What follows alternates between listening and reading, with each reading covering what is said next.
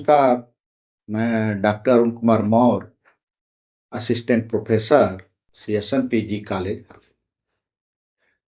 आज एक महत्वपूर्ण कॉन्सेप्ट पे बात कर रहे हैं,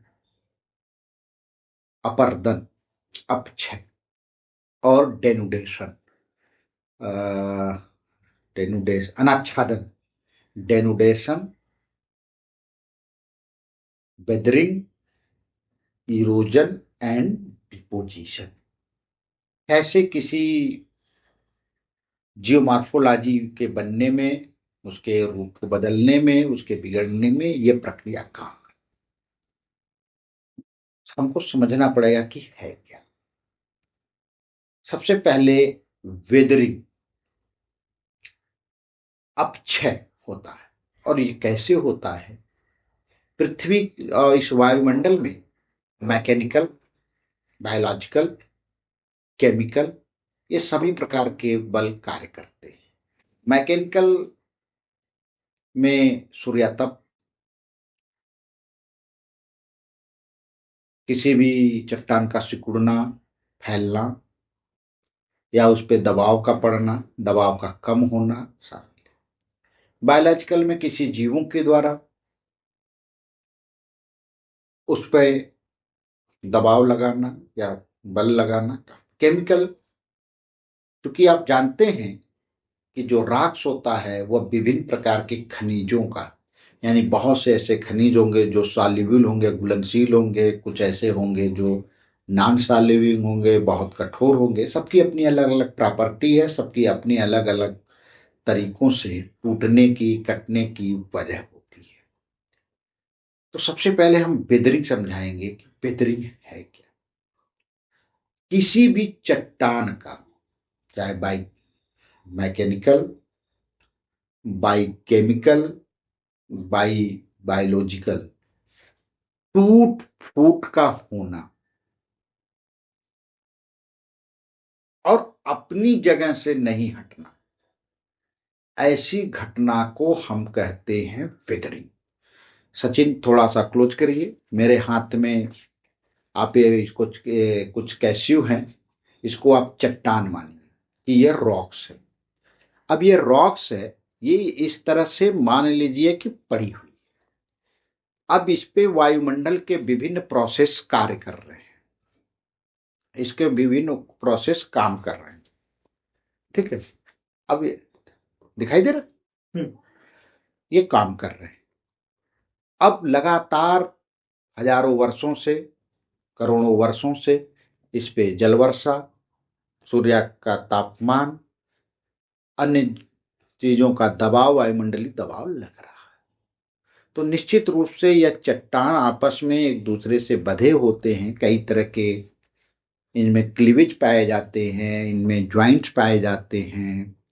वहां से ये फैलते हैं ताप लेकर, वहां से ताप कम होने पर सिकुड़ते हैं।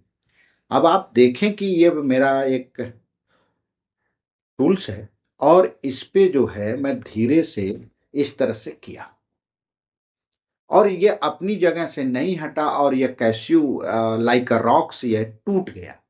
इस प्रक्रिया को वेदरिंग कहते हैं। ये बड़े बड़े टुकड़ों में टूटा है, तो इसको जियोमॉर्फोलॉजिकल में बोल्डर कहते हैं।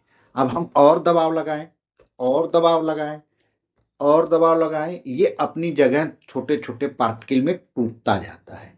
अब टूट गया वे वेदरिंग, तो पहले की अपेक्षा यह कई फ्रेगमेंट में बट गया, तो इसका वजन कम हो गया। अब मान लीजिए कि कोई जल, रेन, ड्रेनेज, हवा, sea current, any type of the external process इस पे कार्य कर रहा है और ये यहां से इसको उड़ाकर यहां से ऐसे ले गया, ऐसे। तो ये जो प्रक्रिया से यहां गया, इसी को हम कहते हैं इरोजन।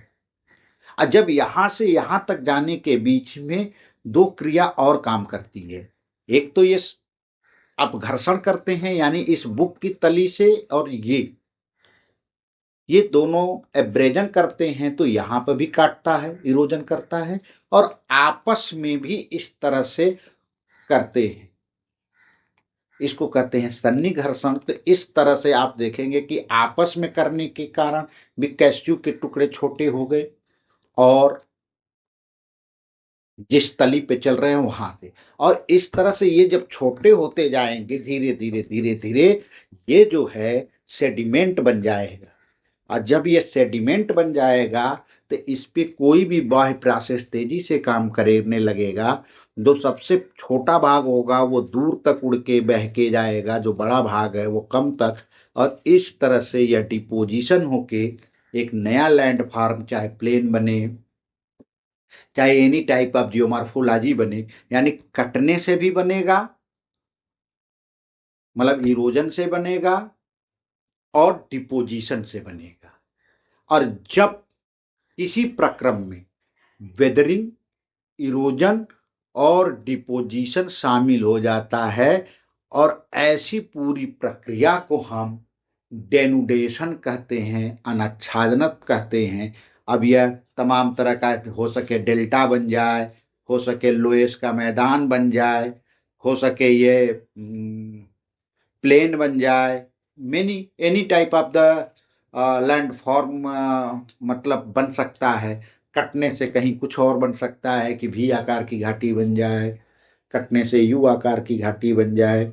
तो ये एक छोटा सा प्रोसेस था, लोग बच्चों को नहीं समझ में आता है कि डेनुडेशन क्या है, वेदरिंग क्या है, इरोजन क्या है, डिपोजिशन क्या है, और लैंडफॉर्म कैसे बनते हैं। ये एक छोटा सा आप सबके समक्ष कॉन्सेप्ट था, थोड़ा सा समझने की कोशिश करिए। Thank you.